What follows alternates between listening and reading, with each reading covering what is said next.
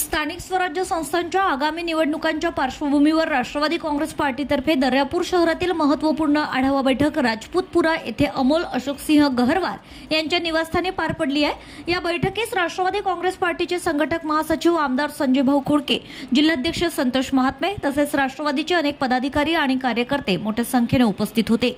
या बैठकीदरम्यान अमोल गहरवार यांनी दर्यापूर शहराच्या विकास आराखड्याचा सविस्तर आढावा सादर करताना काही महत्त्वाचे प्रस्ताव मांडले आहेत। यामध्ये छत्रपती शिवाजी महाराजांचा भव्य पुतळा उभारणे, मुस्लिम बांधवांसाठी आधुनिक शादीखाना बांधणे, मोठा कब्रस्तान विकसित करणे आणि दरम्यान चंद्रभागा नदीवर पूल उभारणे यांसारखे विकासात्मक उपक्रम हायलाइट करण्यात आले आहेत। यावेळी आमदार संजय खोडके यांनी स्पष्ट शब्दात सांगितले की मित्र पक्षांशी युती झाली नाही तरी राष्ट्रवादी काँग्रेस पार्टी सर्वस्वी स्वबळावर निवडणुकीच्या रिंगणात उतरेल। तसेच त्यांनी मुस्लिम बांधवांच्या दीर्घकाळ प्रलंबित मागणींबाबत जाहीर आश्वासन देत सांगितले की शादीखाना बांधण्यासाठी शासनाकडून निधी उपलब्ध झाला नाही तरी आम्ही खासगी निधीतून तो उभारू आणि मुस्लिम बांधवांची ही मागणी पूर्णत्वास नेऊ, असे आमदार संजय खोडके यांनी बोलताना सांगितले। या प्रसंगी सामाजिक न्याय विभागाचे जिल्हाध्यक्ष ॲडव्होकेट जगदीश भाऊ विल्हेकर, निलेश मोपारी, तालुकाध्यक्ष राष्ट्रवादी काँग्रेस पार्टी दर्यापूर प्राध्यापक डॉक्टर सुशील गावंडे, विधानसभा अध्यक्ष राष्ट्रवादी काँग्रेस पार्टी, ज्येष्ठ नेते बाळासाहेब राऊत, चंद्रशेखर पाटील हुतके,